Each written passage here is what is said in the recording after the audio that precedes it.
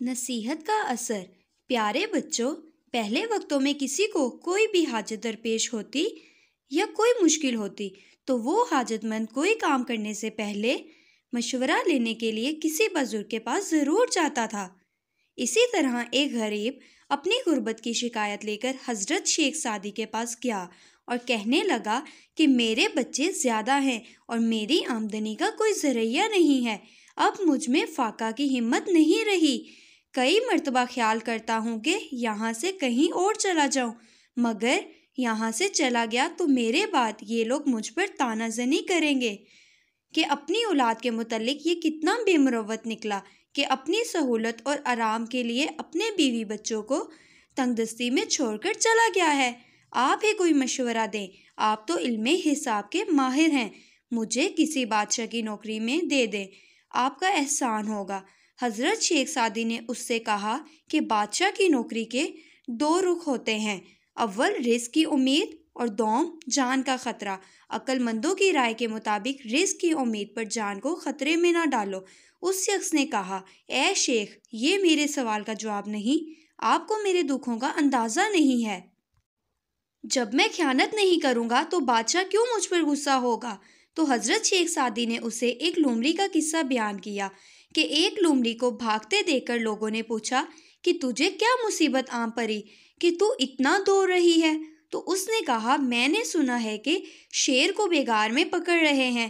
لوگوں نے کہا کہ تیری شیر سے کیا نسبت؟ لومڑی نے کہا کہ چپ رہو، اگر حاسدوں نے دشمنی میں کہہ دیا کہ یہ شیر کا بچہ ہے تو پھر میرا کیا بنے گا اور مجھے کون چھڑائے گا؟ اے دوست، بے شک تو دیانت داری کے ساتھ کام کرے، مگر ان حاسدوں کا کیا جو بادشاہ کے سامنے تیری جھوٹی شکایت کریں گے؟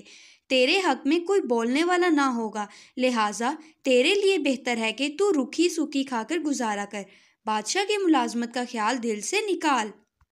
شیخ سعدی کی باتیں سن کر وہ شخص غصے میں آ گیا، چنانچہ شیخ سعدی نے اس کو بادشاہ کی نوکری میں دے دیا۔ وہ غریب کچھ عرصہ میں اپنی محنت اور قابلیت کی بدولت ترقی کرتا ہوا ایک بڑا افسر بن گیا، اور پھر ایک وقت ایسا آیا کہ وہ بادشاہ کے خاص مقرر بندوں میں شامل ہو گیا۔ پھر کچھ عرصہ بعد شیخ سعدی کچھ دوستوں کے ہمراہ حج کے لیے چلے گئے۔ جب حج کی سعادت سے واپس لوٹے تو وہی شخص پھر پھٹے پرانے کپڑوں میں تھا۔ اس کی یہ حالت دیکھی تو شیخ نے حیرت کا اظہار کیا اور پوچھا کہ تیرے ساتھ یہ کیا ہوا ہے؟ تو اس نے کہا کہ آپ کا کہا سچ ثابت ہوا، میرے حاسدوں نے مجھ پر خیانت کا الزام لگایا اور بادشاہ نے صحیح معنوں میں تفتیش نہیں کروائی۔ میرے تمام رفقا اور دیرینہ ساتھی سب سچ بولنے سے ڈرتے تھے، لہٰذا خاموش رہے، تمام پرانے تعلقات کو نظر انداز کر دیا۔ لوگ برے آدمی کی تعریف کے لیے سینے پر ہاتھ باندھتے ہیں، اگر زمانہ اس برے آدمی کو گرا دے تو یہی لوگ اسے پاؤں تلے رونٹ ڈالتے ہیں۔